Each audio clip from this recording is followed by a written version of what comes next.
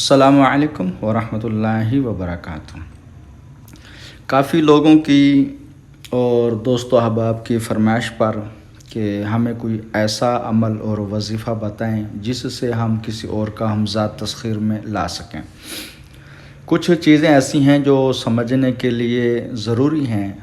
اگر آپ کا یہ ذہن ہو اور شوق بھی ہو کہ میں کسی اور کا ہمزاد تسخیر میں لانا چاہتا ہوں، اس کے ہمزاد کو اپنے قبضے میں کرنا چاہتا ہوں، تو سب سے پہلے یہ چیز ذہن میں رکھیں کہ اگر آپ یہ چاہتے ہیں کہ وہ بندہ میرا ہر طرح کا کام کرے، اس میں پھر دو چیزیں آ جائیں گی کہ ایک ہے شریف انسان اور ایک ہے جس کو ہم کمزاد کہتے ہیں یا شرارتی انسان کہتے ہیں۔ ظاہری بات ہے شرارتی انسان کا ہمزاد بھی شریر ہوگا اور شریف انسان کا ہمزاد بھی شریر ہوگا۔ اگر آپ بے خوفی والے کام کروانا چاہتے ہیں، بے دھڑک ایسے بعض لوگ ناجائز کام بھی کروا لیتے ہیں، تو اس حوالے سے اس کو پھر ایسا بندہ ہی تلاش کرنا پڑے گا جو دنیا میں ایک جس طرح بدمعاش قسم کا ہوتا ہے، بے خوف ہوتا ہے، لڑائی جھگڑا کرنے والا ہوتا ہے، ہر کام دلیری سے کر لیتا ہے۔ تو اس طرح کے جو لوگ ہوتے ہیں اگر ان کا ہمزاد تسخیر میں لایا جائے تو عامل کو بہت زیادہ اس کا فائدہ حاصل ہوتا ہے۔ ورنہ اگر کسی عام شریف انسان کا تسخیر میں لائیں گے تو وہ عموماً دلیری والے جو کام ہوتے ہیں وہ عموماً نہیں کر پاتا، کیونکہ وہ شریف النفس ہوتا ہے، بیچارہ بہت زیادہ شریف ہوتا ہے، اس وجہ سے وہ اکثر کام اس طرح کا نہیں کر سکتا۔ اگر آپ چاہتے ہیں کہ ہم جس کی تسخیر کریں تو بندہ وہ ڈھونڈیں جو دنیا میں بہت طاقتور ہو یا دلیر ہو، واقعی وہ کام کر جانتا ہو۔ اس طرح کا شخص اگر دنیا سے فوت ہو جائے آپ اس کے ہمزاد کی تسخیر کر سکتے ہیں، اور پھر اس ہمزاد کی مدد سے آپ ہر طرح کے کام لے سکتے ہیں۔ مگر ایک میں عرض کرتا چلوں، اس کام کو ناجائز طریقے پر نہیں کرنا، ورنہ دیکھیں یہ دنیا ایک نہ ایک دن ختم ہو جائے گی، اور عموماً جو انسان گناہ کرتا ہے مرتے وقت اس کو اپنے اعمال کا بدلہ بھی دینا پڑتا ہے۔ اب جب آپ کا یہ ارادہ ہو کہ میں نے اس عمل کو کرنا ہے تو آپ اس عمل سے فائدہ لے سکتے ہیں۔ یہ ذہن میں رکھیں اگر کوئی اس کا عامل بن جائے اور واقعی عامل بنے تو وہ دنیا کا بادشاہ ہو جاتا ہے، ہر کام منہ سے نکالتے ہی سمجھ لیں کہ اس کا ہمزاد پورا کر دیتا ہے۔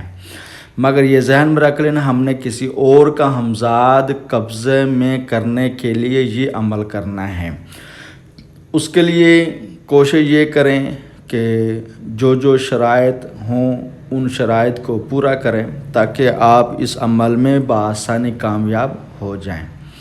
اگر آپ چاہتے ہیں کہ اس طرح کا بندہ مجھے مل گیا ہے اس کی وفات کے بعد، یعنی وفات کا 1 دن گزرا ہو یا 10 دن گزرے ہوں یا 20 دن گزرے ہوں، اگر کوشش یہی کی جائے کہ 1-2 دن گزرے ہوں تو اور مزید آسانی رہ سکتی ہے۔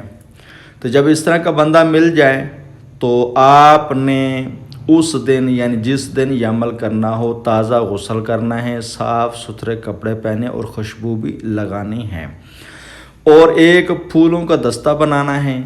رات کے وقت اس چیز کا خیال رکھیں کہ رات کے وقت آپ نے قبرستان جانا ہے، اس قبر کے اوپر اس پھول کو چڑھا دینا ہے، یعنی اس کے سرہانے کے اوپر جس طرف سر ہوتا ہے اس طرف رکھ دینا، اس قبر کے اوپر سمجھ لو کہ آپ نے اس کو چڑھا دیا۔ پھر مغرب کی طرف یعنی قبلے کی طرف منہ کر کے قبر کے سرہانے کی طرف ہی بیٹھ جائیں۔ اس کے بعد یہ جو عمل میں نے آپ کو بتانے لگا ہوں آپ نے 21 مرتبہ یہ ذہن میں رکھنا، اول آخر 21 مرتبہ درود تاج پڑھنا ہے۔ پھر یہ جو عزیمت ہے، یہ جو وظیفہ میں آپ لوگوں کو پڑھ کے سناؤں گا، اس وظیفے کو آپ لوگوں نے 2100 مرتبہ پڑھنا ہے۔ اس چیز کا خیال رکھنا ہے، اول آخر 21 مرتبہ درود تاج پڑھنا ہے، اس کے بعد پھر درود تاج پڑھنا ہے، یعنی جب وظیفہ کر لیں گے۔ مگر آپ نے اس عمل کو جو کرنا ہے وہ 21 دن میں کرنا ہے۔ 21 دن سے پہلے آپ نے کسی قسم کی کوئی گھبراہٹ، کوئی پریشانی نہیں ہونے دینی۔ بعض لوگ ایسے کہتے ہیں کہ ظاہری بات ہے قبرستان میں بیٹھ کر پڑھنا ہے، ڈر خوف بھی ہوگا تو اپنا حصار ضرور لگا لینا، یعنی جہاں آپ بیٹھیں گے اس کے دور دور، جو میں عموماً وظائف میں مشورہ دیا کرتا ہوں کہ اگر حصار لگانا بھی ہے تو کم از کم 3 ہاتھ یعنی 3 فٹ، جہاں آپ بیٹھے 3 فٹ دور کا حصار لگائیں۔ 3 ہاتھ 3 فٹ تو زیادہ کم پڑے گا، 4 فٹ کا بھی آپ دائرہ لگا سکتے ہیں۔ جتنا کھلا دائرہ ہوگا آپ اتنے آسانی میں رہیں گے۔ مگر ہاں جو چیزیں آپ کو آزمانا چاہتی ہیں، ظاہری بات ہے وہ بھی سنبھل کے آتی ہیں کہ اس نے اتنا بڑا کھلا دائرہ لگایا ہوا ہے تو ہم نے اس پر کیسے حملہ کرنا ہے، اس کو کیسے ڈرانا ہے، اس کو کیسے آزمانا ہے۔ ہر وظیفے میں آزمائش شرط ہے۔ تو بعض دفعہ کچھ لوگ ایسے ہوتے ہیں جو وظیفہ کرتے کرتے گھبرا جاتے ہیں، پھر وہ رجت کا شکار ہو جاتے ہیں، یا وہ جو مخلوق آئی ہوتی ہے وہی اس انسان کو نقصان پہنچا دیتی ہیں، پھر اس کو لینے کے دینے پڑ جاتے ہیں۔ تو بہرحال آپ نے کسی قسم کا کوئی خوف، کوئی گھبراہٹ نہیں رکھنی۔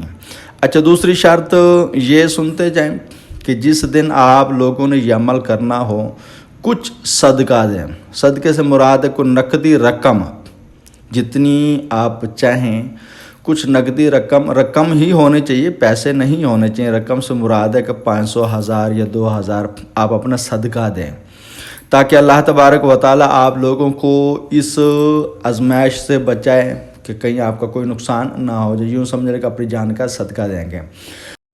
اس کے بعد جب آپ عمل کے بعد یعنی کامیابی ہو جائے یا عمل مکمل ہو جائے تو پھر بھی جو ہو سکے حسب توفیق آپ نے صدقہ خیرات کوئی چیز بنا کر یا کوئی چیز لے کر بچوں میں وہ تقسیم ضرور کرنی ہے۔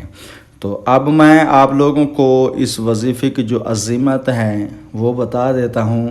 آپ نے بغیر کسی ہچکچاہٹ کے، گھبراہٹ کے، خوف کے اس وظیفے کو کرنا ہے۔ اس میں کسی قسم کا پرہیز تو نہیں ہے، بہرحال آپ لوگوں نے اپنی طرف سے ضرور کوشش کرنی ہے کہ صاف ستھرے رہیں، خوشبودار رہیں، اور وقت کی پابندی ضرور کریں، اور جگہ کا جو انتخاب پہلے دن کیا تھا اس کو بھی اول یعنی آخری دن تک اسی جگہ ہی بیٹھنا ہے۔ ان 2 چیزوں کا آپ لوگوں نے خصوصاً خیال رکھنا ہے۔ اب میں آپ لوگوں کو عظمت پڑھ کے سنا دیتا ہوں تاکہ آپ لوگوں کے لیے یہ وظیفہ آسانی کے ساتھ ہو۔ عظمت یہ ہے، بسم اللہ الرحمن الرحیم، یا حنان یا منان ان اللہ علی کل شیء قدیر، سخرہ حمزات فلاں بن فلاں، یعنی فلاں بن فلاں اس شخص کا نام اور اس کی والدہ کا نام آپ لوگوں کو پہلے ہی سے معلوم ہونا چاہیے، یعنی فلاں بن فلاں کی جگہ آپ نے اس شخص کا اور بن فلاں یعنی اس کی والدہ کا نام لینا ہے۔ پھر آگے پڑھنا ہے، یا حی یا قیوم بحق لا الہ الا انت سبحانک انی کنت من الظالمین، یا حنان یا منان ان اللہ علی کل شیء قدیر، سخرہ حمزات فلاں بن فلاں، یا حی یا قیوم بحق لا الہ الا انت سبحانک انی کنت من الظالمین۔ اور دوسری ایک چیز اور ذہن میں رکھیں، جب بھی آپ وہ حمزاد اس کا سامنے آ جائے تو اس کی شرائط سوچ سمجھ کر رکھنی ہے۔ اس کو یہ ضرور کہنا ہے کہ آپ میرے ساتھ دوستی رکھیں، جب میں آپ کو بلاؤں آپ نے فوراً آنا ہے۔ وہ کہتا ہے کہ ہاں یار مجھے آواز دے دینا میں آ جاؤں گا، یا یہ وظیفہ پڑھنا میں آ جاؤں گا، یا کوئی اور چیز دیتا ہے یا کچھ اور طریقہ بتاتا ہے، رکھنا ہے۔ بہرحال آپ نے اس کو 24 گھنٹے پاس رکھنے والی شرائط جو نا وہ نہیں کرنی۔ اور دوسری بات، اگر وہ کچھ اور شرائط بتاتا بھی ہے جو آپ نہیں کر سکتے تو فوراً انکار کر دینا کہ یہ شرائط میں قبول نہیں کروں گا، یہ مجھ سے نہیں ہو پائے گا۔ بعض لوگ ایسے ہوتے ہیں کہ وہ شرائط مان لیتے ہیں، بعد میں جب ان کی وہ شرائط پوری نہیں ہوتی وہ چیز ہیوی ہو جاتی ہے۔ اس چیز کا بھی خیال رکھنا ہے کہ ایک تو اس کو 24 گھنٹے اپنے پاس نہیں رکھنا، ہاں اس کو کہہ دینا کہ بھئی جو میرا کام ہوگا میں بلاؤں گا، آپ نے وہ میرا کام کر دینا، اس کے بعد آپ چلے جائیں۔ وہ کہے گا صحیح ہے جی، کیونکہ پہلے دن جو شرائط ہیں وہ طے کرنی ہیں، اس کا وہ بھی پابند رہے گا، آپ لوگوں نے بھی پابند رہیں گے۔ اس چیز کا آپ خیال رکھیں گے، اور اللہ تبارک و تعالیٰ سے دعا ہے کہ اللہ تبارک و تعالیٰ ہم سب کو کامیابی عطا فرمائے۔ السلام علیکم ورحمۃ اللہ وبرکاتہ۔